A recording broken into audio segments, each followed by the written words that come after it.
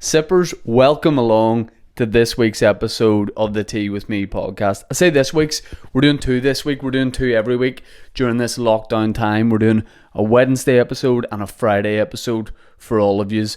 On Monday, we do a private Patreon audio episode, which is patreon.com/teawithmepodcast. If you want to support the podcast, if you want to take it to another level, freak me, baby. Oh, yeah. That is a very, let's just get into it. That's a very underrated song. Freak Me by Another Level. Let me lick you up and down. I mean, don't lick somebody up and down. You know, certain areas for sure, you know, like neck. But definitely don't lick people like up and down, because that sounds like you're going top from bottom. You know, that sounds like you're licking the top of somebody's head and also the soles of their feet, and that would make you a dirty bastard. Let me lick you up and down till you say stop. Stop, mate. Stop. I don't even know you. You know what I mean? You're just my taxi driver. Guys, it's great to have you along. You know what? We are in this uncharted water situation. We are in this crazy time. We're living through it, but the sun is out, and when the sun's out, guns out. And if you're watching the video podcast, what you're seeing is a rifle. Okay? Yes, I'm wearing a vest. That's where we are with the lockdown quarantine situation. The big man is wearing a vest and nobody's offended. You know, I can only do this in lockdown because, you know, if I was wearing a vest doing a podcast normally and people were allowed out, they'd come round and beat me up, because that's what we do in Northern Ireland. We don't let people express themselves. You know, boys aren't allowed to wear vests. Only in like New York are boys allowed to wear vests. You know, in Northern Ireland, in a lot of places you find you can't even wear sunglasses. You know, for some reason, sunglasses haven't been accepted by the everyman in Northern Ireland. You know, you still be walking about in June with a pair of sunglasses on, and like one of your mates will go, "The fuck are you doing, dickhead?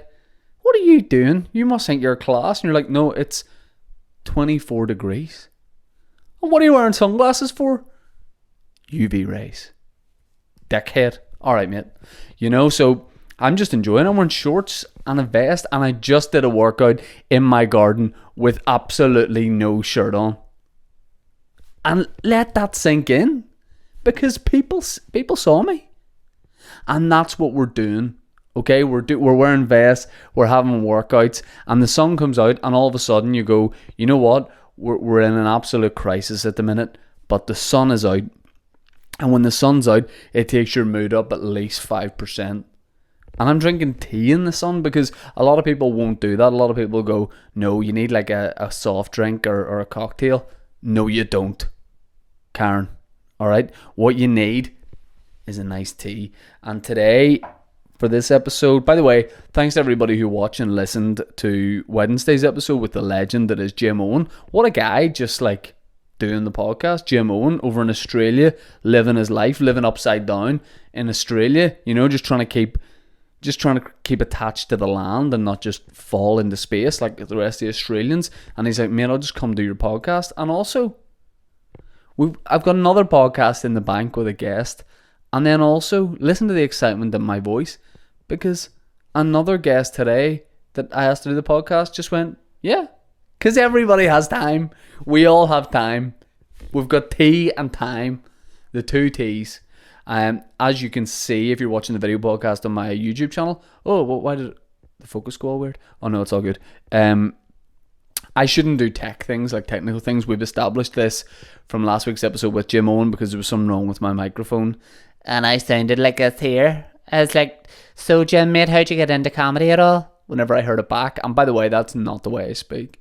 So thanks to everyone who actually listened, despite the fact that I sound like an alien. Hopefully I sound normal this week and just look like an alien with my long fingers. Let me take a little drink of tea. That is delicious. I hope everybody is watching along, listening along with the tea themselves. Whether we accept all kinds, whether you're black. I mean black in terms of you drink black tea. I don't mean black as in skin. I mean, you know, okay, move on. Green, You could be a green tea drinker. You could be a chamomile drinker.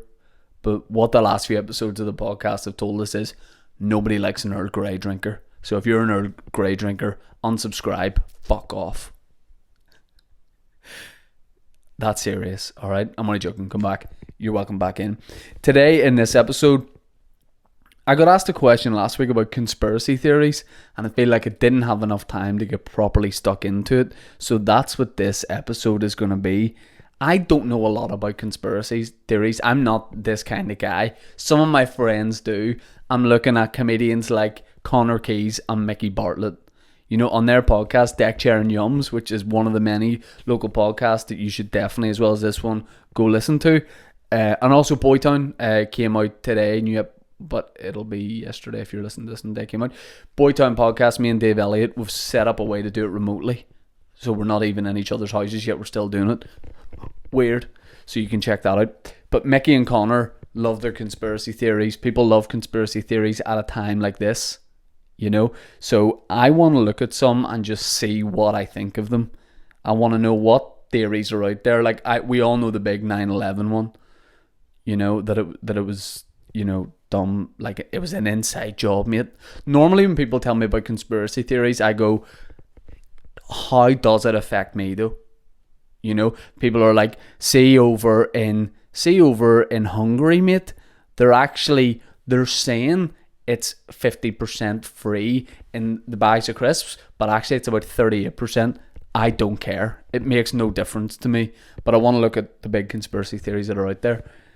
But before I do that, just as I was sort of like, you know, making my tea, getting ready for this podcast, Dave Elliott, my good friend, one of my best friends, sends me a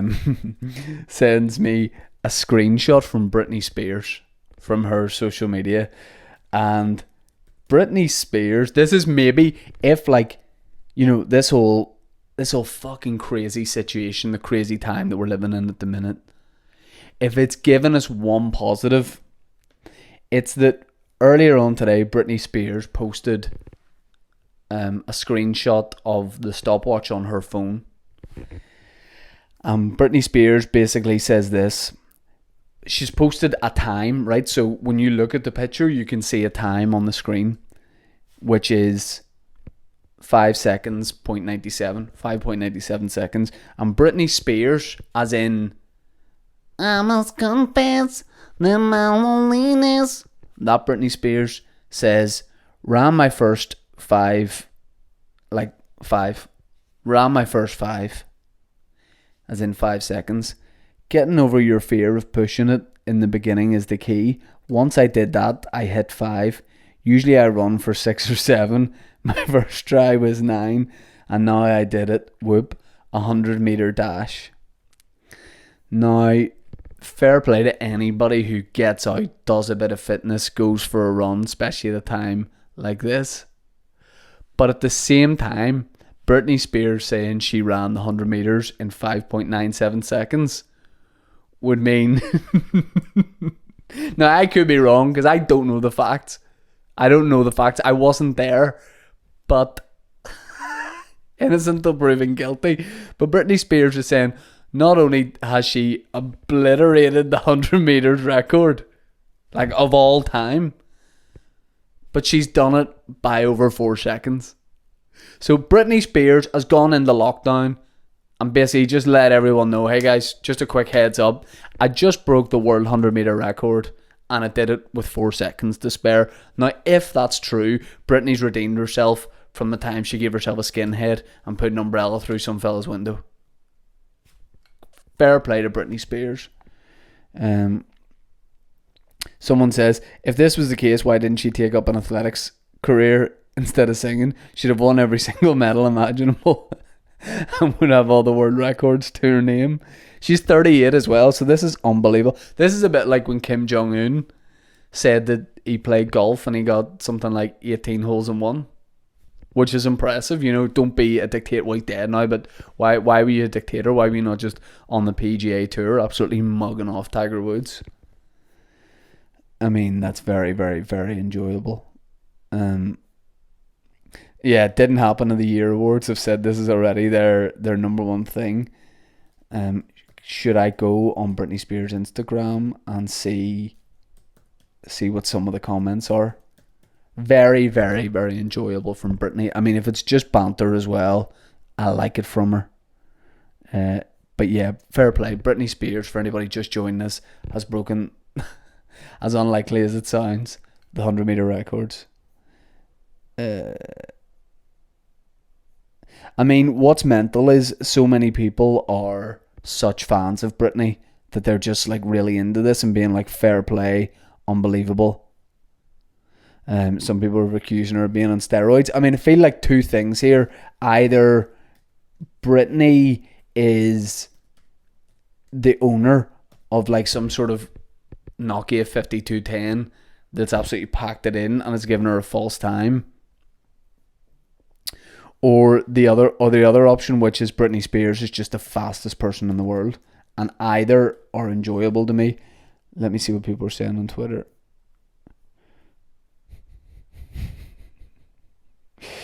Britney Spears claims she beat Usain Bolt's world record by running 100 meters in 5.97 seconds. If Britney said she beat Usain Bolt, then Britney Spears beat Usain Bolt. I don't know what to tell you. Yeah, that's enjoyable. I mean, Twitter can be so sarcastic, but I'm absolutely here for it. Yeah, people are like, Britney Spears, the new fastest human on earth. I mean, at the end of the day, it's just a complete spoof from Britney. But it's so unnecessary. Like, who was saying to her, like, you know, you're really going to have to beat this record here? I enjoy it. Okay, let's get on with these conspiracy theories. Conspiracy theories. Main conspiracy theories, or should I go for like 10 conspiracy theories? Yeah. Let's find like the biggest ones ever from Time magazine. See, how do I know that the people who've written this aren't in on the conspiracy? Mind blown. Okay, let's just do a couple here. All right, let's just do a couple of these. Number one, the Jfk assassination. So all I know about this is John F. Kennedy was the president of America, and some fella shot him in the head. And that isn't funny, but it's just funny that that's my only knowledge of it, like most of us. Lee Harvey Oswald, didn't he do it from like a library or something? Yeah, it happened in 1963. Struck by 2 bullets, one in the head, one in the neck. While, freak me baby, one in the head, one in the neck. Ba-dow, ba-dow, let me hook you up. While riding an open top limo through Dallas, Lee Harvey Oswald was charged with killing him and acted alone. Right, here's the conspiracy theory. 70% of Americans believe Kennedy's death was a result of a broader plot. Ooh. The trajectory of the bullets, some say, didn't square with Oswald's perch on the 6th floor of the book depository. I only have a bit of knowledge about this, by the way. This gives you my level of intellect because of an episode of South Park. Others suggest a second gunman, perhaps on the grassy knoll of Dealey Plaza, participated in the shooting. I mean, nobody else was arrested for it, and when you look round, the second person wasn't there. So I'm just going to say what a lot of us were thinking. It was Britney Spears, the only person quick enough.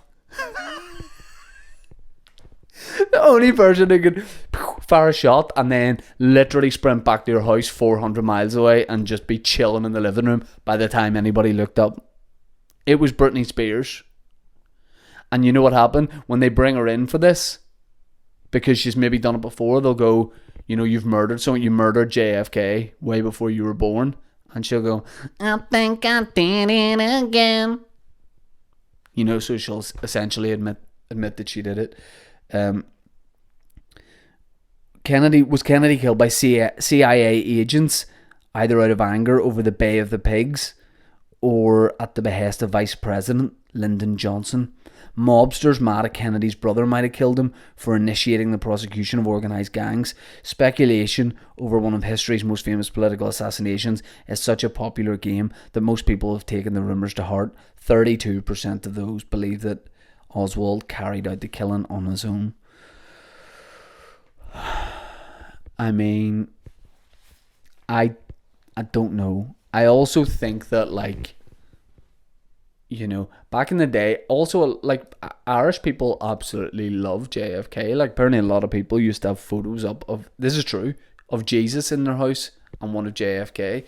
So I'd say they were pretty mad about it. I mean, I just realised when looking at this sort of thing, I would be a terrible, like, crime scene investigator, a terrible detective, because they are very smart the way they can look at someone who's been shot in the head and go, this bullet came from over there and that one's 2 miles that way. How do you do? If I was the investigator and he had 2 bullets in his head, I'd go, yeah, it's probably just the same person. Like, and they go, yes, but what about the direction of the bullets? And then I would just go, well, whatever you guys think. I go, here, whatever you think. I really wouldn't know, you know. But yeah, I don't know. Also, you know, open top limo, just driving around waving at people. I mean, don't be at that at the same time. Don't be at that. Yeah, I mean, that doesn't really offer anything. The 9/11 cover up. Should we look at that? Let's look at the 9/11 cover up. I mean, I feel totally unqualified to talk about that, but I remember about 9/11 being in school and someone telling us about it in class. And you had no idea about the level that was on. You know what I mean? You're sort of like in school, you're messing about, drinking a bubblegum Vitsaid. Some other idiot comes into the class and tells you about it. You know, some other child. We don't know anything. They probably told it totally wrong. You know, I'm pretty sure someone told me it was Spars shopping centre in Belfast. But then later on, watching it on TV, that's when it properly kicked in. And there are loads of, people are obsessed with talking about the fact that it was an inside job and mate, you have to look at the YouTube videos. But then, see, here's the thing, there's all these conspiracy YouTube videos out there, you know, where you can really break it down and they point arrows at things and they're like, what do you think about this? And then I go to watch those, but then I get distracted very easily by the sidebar on YouTube. You know, because on the sidebar, you know, you'll be watching 9/11 inside job ? And on the sidebar, it'll say, watch Korea's hottest K-pop boy band, BTS, go behind the scenes in their latest video. And I go, okay, that's interesting. It could be an inside job. I don't know. I have no idea. But at the same time, let's see what these boys are getting up to. And they're all, my, doing dances with different coloured hair. So I get distracted very easily when it comes to that. So, again, it's another one. I don't know. I don't know. I feel like this could be a new series for me for BBC Northern Ireland. When all this coronavirus is over, conspiracy theories, and people lay the facts out to me, and I just go, I don't know. Yeah, this is heavily imprinted in American minds, 9/11. There's so many alternative explanations. A poll found 42% of Americans believe the government and the 9/11 Commission concealed or refused to investigate critical evidence. The military, why did the military fail to intercept the hijacked plane? Had the government issued a stand down order to minimise interference? Here's the thing as well, it's a bit like the flat earth thing. See, for this amount of cover-ups, I feel like, and also people might be watching this go, they've got to him. They've got to him. He's getting money from the Illuminati to say this. I think so many people would have to be in on that eventually you'd get one fella who just has way too many pints of Smithwick's in the bar one night and goes, lads, I need to tell you this thing that I was asked to do back in the day. You know, it's like flat earth. Think if the earth was flat, about how many people would have to know, and you're saying one of them wouldn't be a juicy wee gossip? No, honey. People always gossip. Yeah.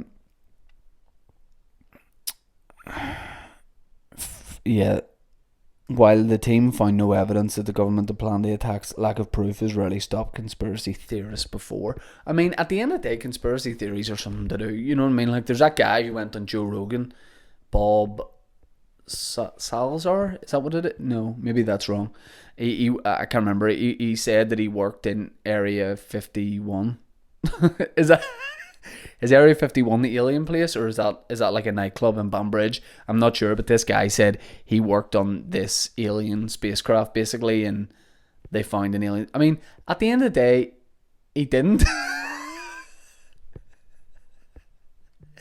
At the end of the day, he also did. You know, He didn't. Like, you know, it's a bit like when people say they've seen ghosts. My mother actually saw a ghost. She felt this chill run through her, and then a painting fell onto the ground, and a ghost said to her, "What's for dinner?" You know, you ever meet someone tells you about a ghost and you go, "That's really interesting," but I mean, it didn't happen. But oh wow. And sorry if anybody listening says, "I actually have seen a ghost." You haven't. People be ripping about that. I enjoy that. People will be watching this ripping. How dare he say that? I actually have.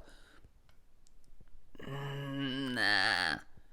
I mean, the only guy who saw a ghost was a fella in Sixth Sense. Bruce Willis was dead the whole time, by the way. Spoiler alert.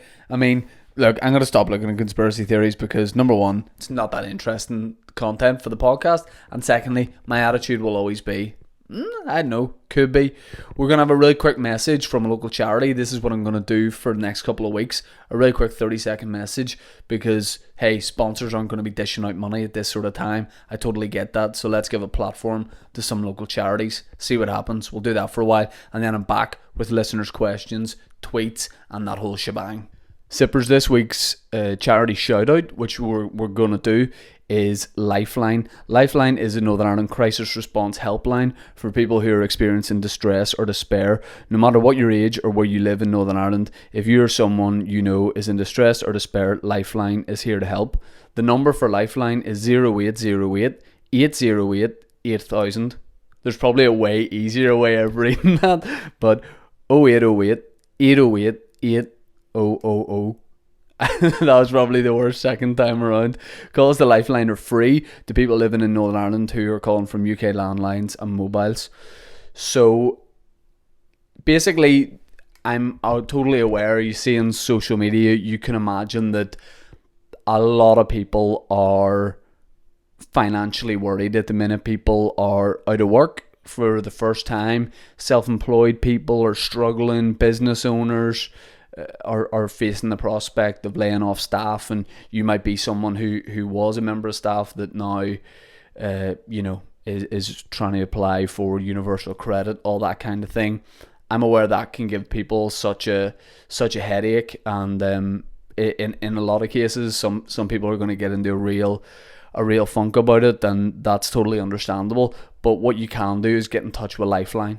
You know, I keep saying it's a crazy time. That's the only way I can describe it. I hope that doesn't sound like I'm underplaying it. You know, this is a comedy podcast, but, you know, people that have families to support out there, people that have staff, you know, and you know, I can imagine if you lose your job or if you have to lay people off, it's going to be very, very stressful. And Lifeline is a fantastic organisation, so give them a call if you are really despairing about this, if you're really down, you know, and they will do their best to help you with that. So that's this week's charity call, and we're going to do these every week in place of a sponsor. Back to the podcast. Welcome back, folks. We've got so many questions on Instagram and Twitter, and cheers for that, because that sort of keeps this podcast ticking over, because I'm not doing anything, so I don't have loads of material to draw on. You know, I cut the grass yesterday.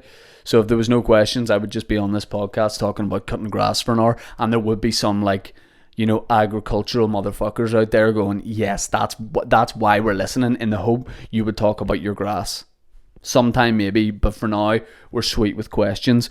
Before I mow into these, let me just make you aware of BBC Radio Ulster every Friday. Me and Dave Elliott on the Shane Todd Show. It's just me and Dave ripping it up. Basically, we're ripping up what we normally do. So I've been on Radio Ulster for, I think this is my third or fourth series. What we do is we go in, we do like a 6-week run or a 10-week run, and then we kind of go away, and then we'll come back, and that kind of thing. And we have a format for a show that we like. We play some silly games, we have laid back chat, and we play kind of like eclectic music. But a couple of weeks ago, last week for the first time, it just didn't feel like we should be doing our normal show, because it's not a normal time. So I kind of thought, why not try and, obviously we're always going to be aware of what's going on at the minute with coronavirus, but I thought, why not just try and get people out of their heads for, by the way, I don't mean drunk. And so we're going around delivering tenants to people's door. No, I mean like get out of their thoughts for an hour and a half. So we have this time slot, 6 until 7:30. And I said to the guys at Radio Ulster, is there any way I can just play old school dance music and everybody can just have a tear up in their house? And in fairness, they went yes, which is unreal for a station to do that, because look, Radio Ulster is sort of known broadly as a station that, you know, people maybe 40 and above listen to, and it obviously isn't that, because there's shows of all genres, but you know, I can imagine some people go, there's no way you play that in Radio Ulster, but the bosses are like, you know what, go for it, and that takes a lot of balls. So we're doing that again this Friday. We're playing a massive amount of old school dance, so check that out. You can listen online as well, BBC Radio Ulster, me and Dave Elliott. Also the Boytown podcast that me and Dave do, I mentioned it earlier, but it's up on Apple Podcasts and everywhere else. The Boytown podcast, it's silly fun, me and Dave, so that comes out. I don't know about you guys, but I'm listening to a lot of podcasts to kind of not get me through, not that dramatic, but it's definitely nice, because you're not going out and having those conversations with others that you had before. So whenever I am like cutting the grass or I'm doing a workout, stick a podcast on, and that's the way to go. So look, let's get back into it. Let's give people what they want, and that is answers to big questions. Let me see who's coming in hot on the questions. By the way, speaking of coming in hot, I made a second cup of tea. It's in a different mug, so there we go. If you've gone in twice for cups of tea during this podcast, no one's going to think any less of you. And you'll notice, if you're watching the video version, that my mug says wifey, and I don't feel the need to explain myself. Got questions. I got questions. Here we go. Let me get it up, said the bishop to the actress. Why am I stupid at that? Alright, got it. So Mark Miller comes straight in. The original Mac Miller says, have you ever split a roasting hot cup of tea over your plums? Great question. Great use of the word plums. Get your plums out.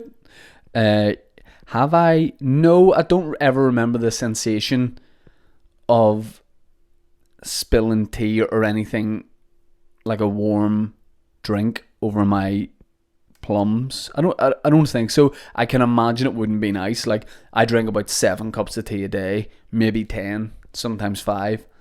But I think if I did that, it would put me off tea for a while. Like whenever I was a wee boy and I pulled up my zipper and I got my willy stuck in my zipper, I didn't wear zips for 14 years after that.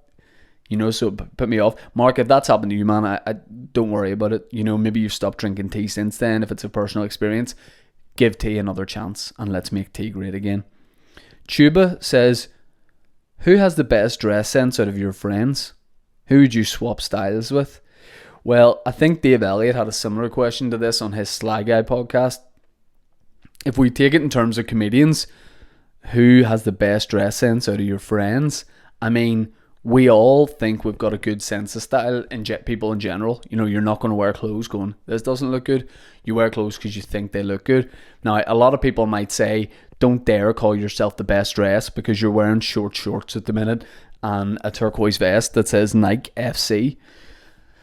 Hashtag influencer. I got the hookup on this, don't even worry about it. But, I mean, I personally think I have the best style, but it's subjective.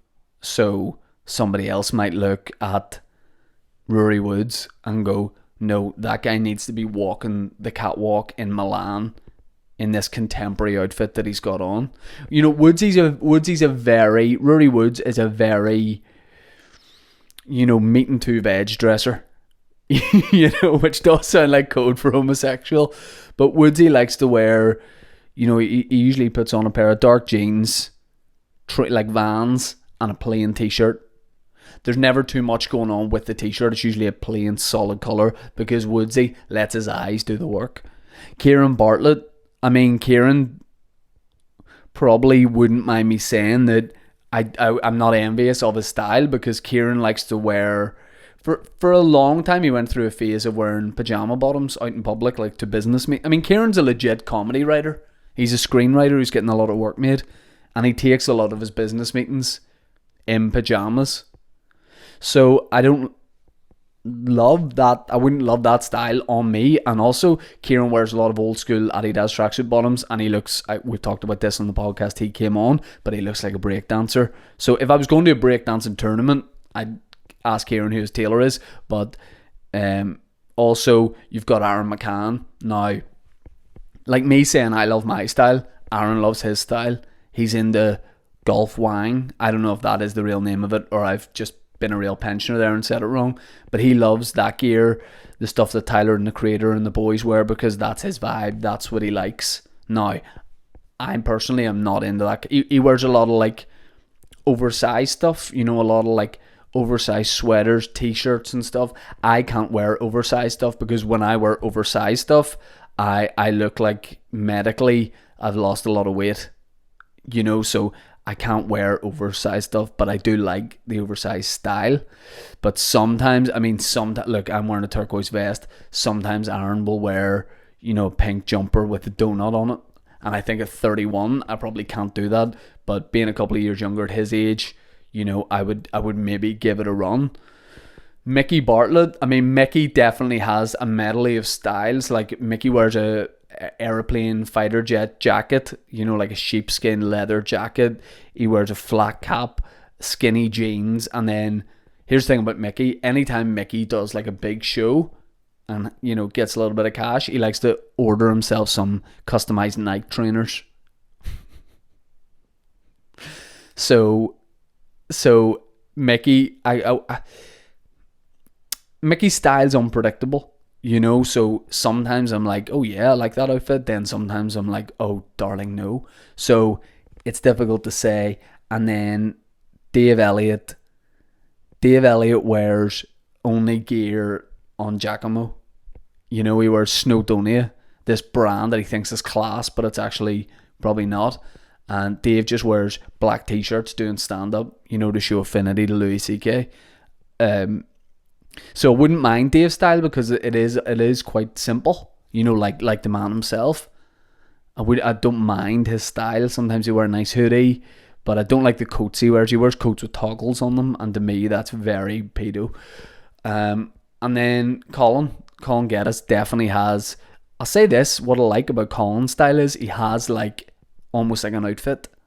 You know, you look at him and you're like, you know, basically, if you saw clothes lying on a leisure centre changing room floor, if you saw his clothes, you'd go, Colin must be playing squash here, because that's his gear. Not many people in Northern Ireland wear that kind of gear, like that kind of outfit. A lot of camo, you know, brightly coloured hoodies, skinny jeans.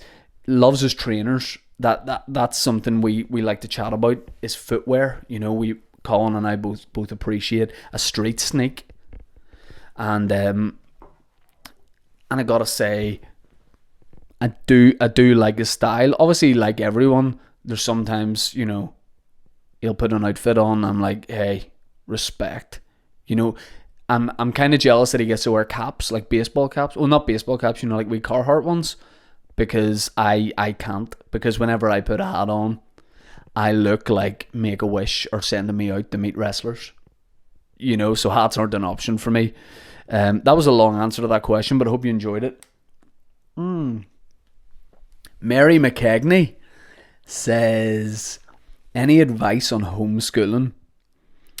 I mean, the thing is, whenever I was a kid, I still do have a pretty short attention span. So homeschooling just wouldn't have worked for me, you know, because I would have just worn my parents down and been like, let me go outside, especially in this weather. Like, it's unreal. I think teach kids stuff that isn't on the syllabus, you know. Let's teach kids how to pick a lock. Let's teach our kids how to, you know, go into shops under the cover of darkness after they close and break into cash register, that kind of thing, you know, valuable life experience. No, I'd say, first of all, if possible, do it al fresco. You know what I mean? Because that was the best thing in school. What about in school when a teacher used to go, when it was getting into the good weather, a teacher would go, right, grab your stuff, we're going out to the grass outside. And that, I don't mean like a stoner teacher who's like, we're going out to smoke joints. I mean a teacher who's like, come on, we'll sit out in one of the school like lawns and we'll do the lesson out there. Unreal. Music teacher did that once. I was like, I mean, you can do that with music because none of us are ever going to go on to be platinum recording artists. But I mean, music in school was always the same instruments, like the xylophone and all shite. You know, they should have just let, like, I would love to have just been an a cappella guy. You know, doing GCSE music. Let me lick you up and down till you say stop. Here's your A level. But this is GCSEs. I know, but it was so good. Here's an A level. Mary, get them outside. That's what I say. Get people outside. Practical life skills. You know, that's what I want to see. Yak McConnell says, if you had to appear on a reality TV show, which would you want to be on? And which do you think you would have the best chance of winning? Good question, because people always say, oh, you do stand-up and all. Would you love to go on like I'm a Celebrity and all that, or Celebrity Big Brother? No. I got an email once going, yeah, we're producers of Celebrity Big Brother, just sounding people out for their availability. I mean, I'd love to know where I was on their list. You know what I mean? Because you probably got like Lady Gaga, number 1. Scroll down, 400, Dean Gaffney, 827, me. If I went on to Celebrity Big Brother, everybody would be like, who the fuck is this guy? It's Celebrity Big Brother. But there'd be 7 people from Northern Ireland going, yes mate, the ambassador, you can do it. Honestly, I wouldn't like to do any of those. I wouldn't do any of those shows, I don't think, because you don't want to be known. Now, obviously, I'm not a celebrity, but you don't want to be known as, there's that person just does like the reality shows, they're just famous for the sake of being famous. I'm way more interested in just being good at stand-up and the things that I do. So, oh my god, this is such a wanky answer. But also, what'll be funny is, in 15 years when I have to do a reality TV show for the money and everybody just plays this clip. Thought you wouldn't do it. I'm like, hey, I need that cash. What I would love to do is like, you know, like a fun. So obviously I like football. I like traveling. I like all that kind of thing. So if it had like a stand-up element to it, I would be interested in that. Or I don't know if it was something I enjoyed, but those ones where it's like you're just well-known people in a place, twats in a place. I don't think I'd want to do that. But if I had to do one of the main ones, maybe, fuck, I don't even know, maybe Strictly Come Dancing or something, because you get shredded, you know, you come out with a good body, so maybe something like that, but I wouldn't do it. Rebus, I once completely forgot to take the tea bag out, in brackets, I know, I'm sorry, when making a cup of tea for my mum. When she drank it, she sucked a little on the bag.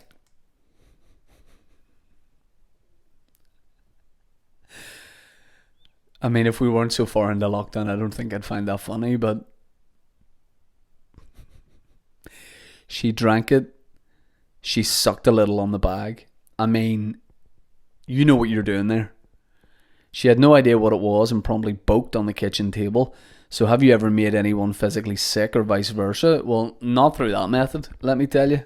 You pervert. But no, I'm joking, but I'm not. Have I ever made anybody physically sick or vice versa? Has anyone made me physically sick? No, but when people do describe gross things, I very quickly stop them. You know, like in WhatsApp groups when somebody's like, what, yes mate? Like my mate, I'll not give you his surname so it's not incriminating him, and I don't think he watches this, but my mate Ryan sent a WhatsApp video in and it looked like a film, so I was like, what's this?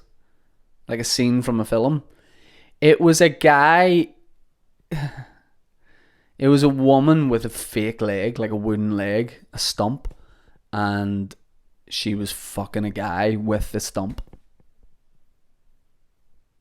And that's WhatsApp for you, you know what I mean? So the second I realise what's going to happen in that video, I go, no, stop. I don't understand these people who are into like disgusting stuff because it makes me feel bokeh and I don't like it. I don't like dirty talk, dirty things. You know, when people are like chatting about, God, I don't know, when people are watching videos of people being sick or diarrhea, all that kind of thing. Stop doing that. That would make me feel sick, so I never let it get that far, but that sort of stuff would have the potential to make me feel sick. Let me see, loads of Instagram questions. We'll get through these and then we'll wrap it up. But remember, there'll be a brand new podcast next Wednesday. There'll be one on Friday. Patreon every Monday. There'll be special episodes.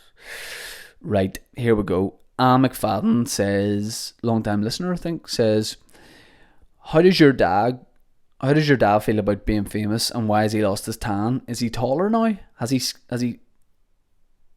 scared recently?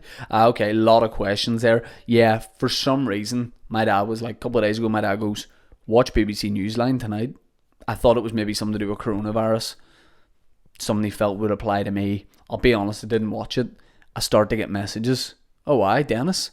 I was like, oh no, what? My dad's on the news. Oh no, he's joined the paramilitary or something. Thankfully, it wasn't that. My dad was out for a cycle, and Tara Mills from BBC Newsline interviewed him, and I was like, oh no, he's gonna say like, this coronavirus a load of shit, you know, all that kind of thing. I was like, no, please. But then he just speaks well about it. He got away with it. There's wee shots of him pouring a wee flask of tea, you know, and that was subliminal advertising for this podcast. But yeah, he just basically said he was, you know, keeping his social distancing. Him and his mates go out in the bicycles, but they know they can only go out 2 at a time. So, I mean, it was a great performance. It was a very, very well articulated, good performance on BBC Newsline, and it was good to see. But Anne says, has he lost, and why has he lost his tan? Because it was just winter, you know. It was winter, and now it's getting into the good weather. So he'll be out in the garden with the Speedos on, and the you know, crisp and dry. But yes, you're right. In like the Dulux paint chart, my dad's normally mahogany, but at the minute he's kind of oak, but he'll get back to mahogany. Michael Thompson says, question for the Tea With Me podcast. Alongside your cup of tea, with an Ulster fry, what is your weapon of choice? Brown sauce or ketchup? I mean, this is a question we've had before, but that will definitely not stop me answering it. With an Ulster fry, if you don't know what an Ulster fry is, by the way, it's our wee local delicacy. It's our dish. It's mainly a breakfast, or it can be a lunch, or if you're a fucking freak, a dinner. I don't understand that. But by the way, me talking about this now makes me want one, but also because I'm gluten-free and dairy-free, my version of Ulster fry would not wet your whistle.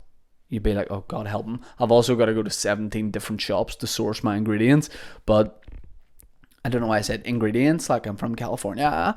But yeah, I go like this. I put my 2 sausages to the side. Sausages, right? I put my 2 sausages to the side of the plate. Not off the plate, just to the side. And I pour ketchup on the edge of the plate by the sausages. So it's not on the like main plate side. It's on the edge, so it doesn't interfere with everything else. And I only eat my sausages with red sauce, and the rest of the fry, brown all the way. So I've got a bit of a mix going on, but there is kind of like, there's a bit of order to it, you know what I mean? It's not just chaos, it's not just red and brown, which is never good to have red and brown.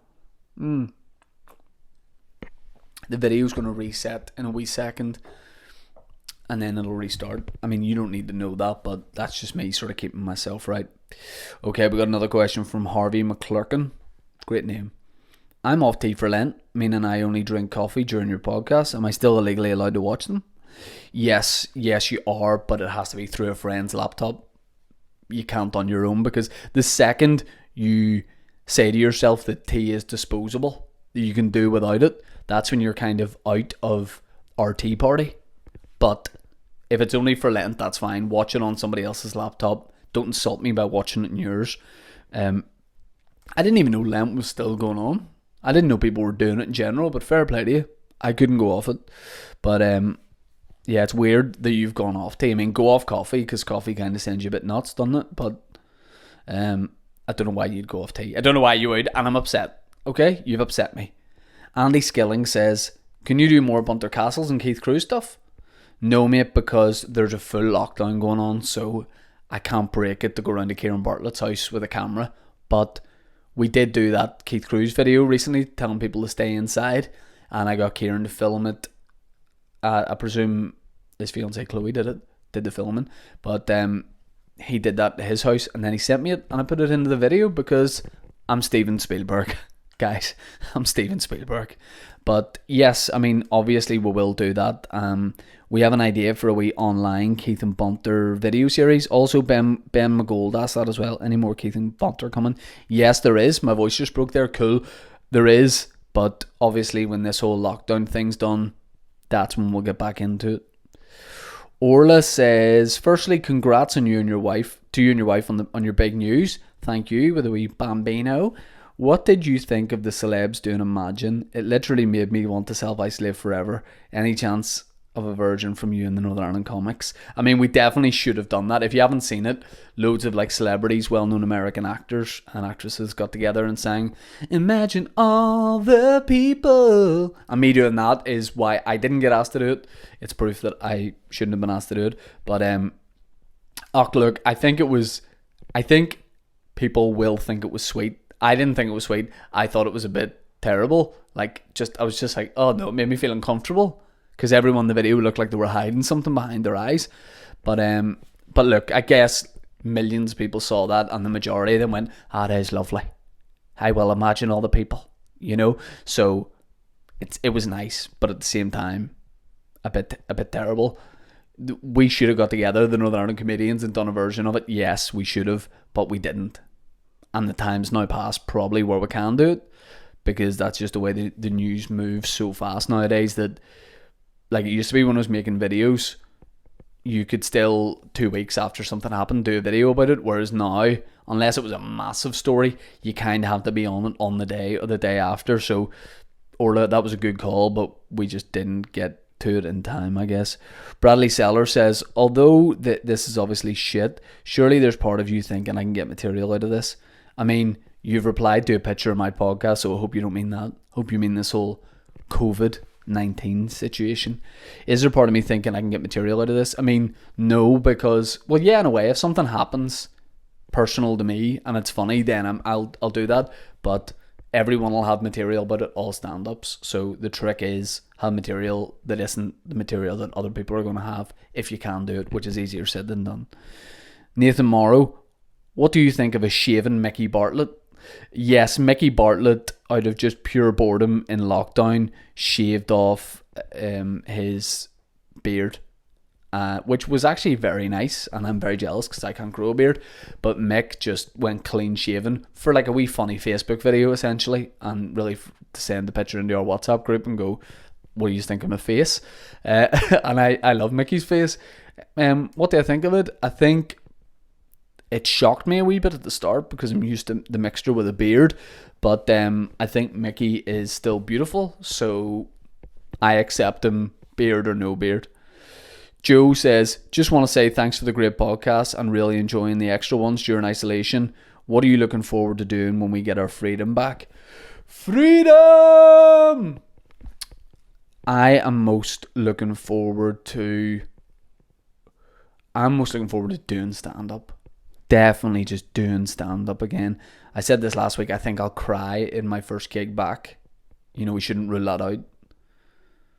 But I don't know, I just can't wait to get back to the comedy clubs, just hanging out with other comedians again, just performing, because every day that you don't do this, and Jim Owen said this in last week's episode, if you didn't see it, or the episode earlier in the week, he said that you get rusty so quickly in stand-up, and that's true. Like, none of us have ever really taken a break. The guys that do it regularly, and I've never not done stand-up for more than a couple of weeks. Definitely not, If I even feel a little bit rusty, or if I feel like, God, I miss doing stand-up, I just go to a comedy club and ask, can I jump on and do a set? So I just can't wait to get back to it. I mean, I really, really am feeling, FOMO. I genuinely am. But the good thing is that I'm not the only one missing out on it, Had to reset my wee camera there. Yeah, stand up. I just can't wait to get back into it. I really, really, really miss it. And, oh yeah, same with family too. You know, those guys definitely 1,000%. Ideally, I go down, see my family on the way to do my first gig back. I can't wait. Honestly, I'll never take stand-up for granted again. I mean, I didn't really ever take it for granted, I don't think. But playing stand-up, I also can't wait to have a big game of football. Oh, that'll be class. One Flying Irishman says, with the prospect of no gigs for the foreseeable, have you and your fellow comedians considered an online stand-up night through the likes of Zoom? Maybe add a laughing track to take away the awkwardness of not being able to hear anyone laugh at the content. I mean, listen, we've all definitely had that situation before of no laughter at our content. Would happily buy a ticket for such an event. I'm sure many others feel the same way. I mean, I love the idea, and I've thought about it. I think we all have. But the problem is, stand-up's all about like the environment that you create. You know, it's about the energy in the room. It's about the live experience. So I don't know if that could be done well. And that's our big fear of, you know, not executing that right. And then it's just very awkward and it's online forever. But yeah, I mean, if there's a way to do it to a crowd, I don't know. I do like the idea of it, man. I appreciate that, but I just don't know if the execution would be right on something like that. But there's also the thing of like, it's not stand-up unless there's a crowd in front of me. It's not really stand-up. So I'd almost prefer to sit it out and just wait until I can get in front of a crowd again. But I appreciate you saying that's something you'd watch, and I'm sure loads of people would. I get it, you know, because people want comedy at a time like this. But we'll just have to hold our horses, and then we'll get back to the comedy clubs. Nathan McLean says, would you rather wake up in the middle of a desert or wake up in the middle of an ocean in a canoe? Definitely the middle of an ocean in a canoe, because I don't know if you've seen my arms recently, but we'd be hitting land by 12. I mean, but I also ideally neither of those things, if I had the choice. But I get that you're asking like I don't have a choice. But middle of the ocean in a canoe, because canoeing would be fun. Being in the desert would be, I wouldn't like that, like being stranded in the desert. I'd rather probably die at sea than, you know, die of the heat in the middle of the desert. Lorcan Rooney says, what was your best subject at school and what was your worst? I was not very academic at all. So there's a lot of contenders for my worst subject. I'm going to say maths, because I just couldn't do it. Still, I'm actually, this might sound weird, I'm better at maths now since I left school and don't have to think about it often than when I was at school. Because it honestly messed up my brain when I was trying to learn it. I couldn't understand the key fundamentals of maths. You know, I just couldn't get it into my head. And the more I forced the learning of it, and teachers were like, why can you not understand this? I was like, I don't know. And I tried to get my maths GCSE 3 times and failed every time, and I still don't have it. But hey, I'm doing a weekly podcast about tea, so who's laughing now? What else was I bad at subject-wise? Technology. I was bad at technology. As anybody who watched the podcast with Jim Owen will know, when I was speaking like this here because my mic wasn't set right. And I know that wasn't the technology I was doing at school, but I was bad at technology. My best subject was probably PE or English. Yeah, definitely English. Writing creative stories, all that kind of thing. And I always seemed to like my English teachers. So that, but no, I wasn't good in school. Ronan Burke says, hi Fabio Sapello. Fantastic. Get more puns in, please. Here's a tea-based situation that's riddled generations of sippers. You're at your granny's.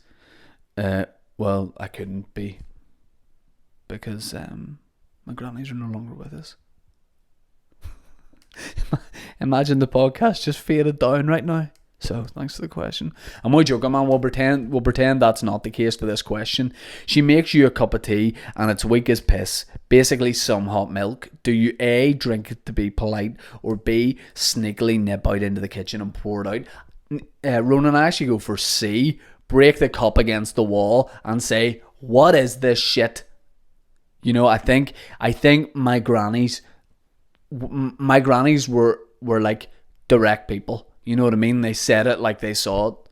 And they were both big tea fans as well. So I think they would have appreciated me going, look, this is just not acceptable, grandmother. I never said grandmother. But yeah, I wouldn't hold back on that. I mean, if someone makes a bad cup of tea, they need to know. At the same time, it's good to get appreciation for a good cup of tea. I'll always be the first to say that is a good cup of tea. So probably C. D. McHugh says, who are some of your favourite artists or musicians at the moment? I'm listening to a lot of... I got a record player because I want to be hipster, and I'm listening to loads of old records that I've got from different places. So I'm actually getting back into a lot of bands like Oasis, Rolling Stones, a lot of Motown, that kind of thing. But in terms of like modern acts, I like that song by the Jonas Brothers at the minute. What a man gotta do, what a man gotta do to be totally locked up by you. I like that one. I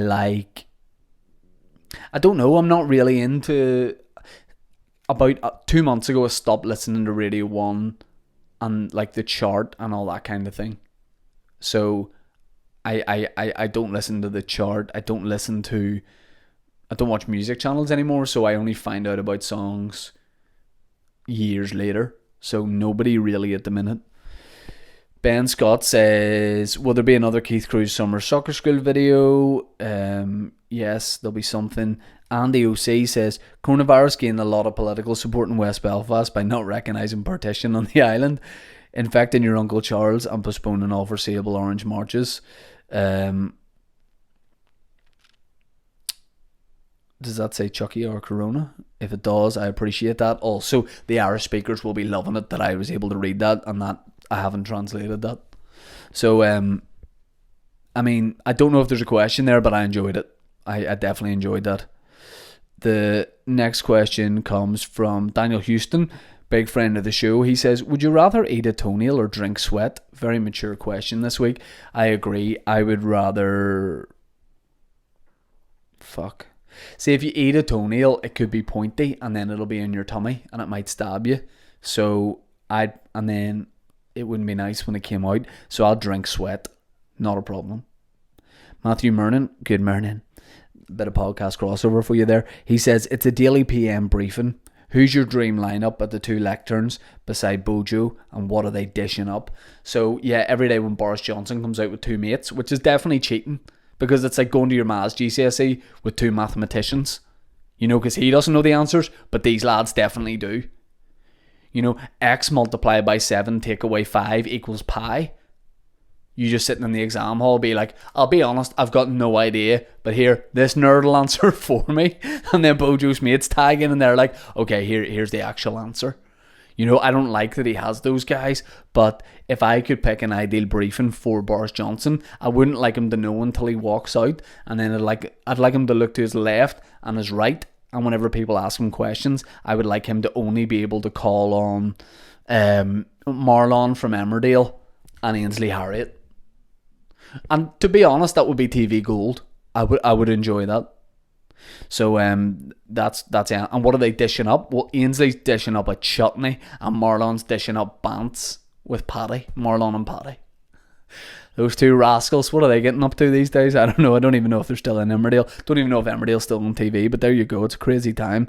Ali says he doesn't. That's not a podcast question. That's a chat that we were having about Inter Milan football shirts. So there you go. That's all you need to know. That's all the questions for this week. Thank you very much, Sippers, for getting in touch with your questions. I really appreciate it. And we have an email address, which is teawithmepodcast@gmail.com. I think, hope that is it. Because if it's not, producer Dan will go fucking nuts like he always does.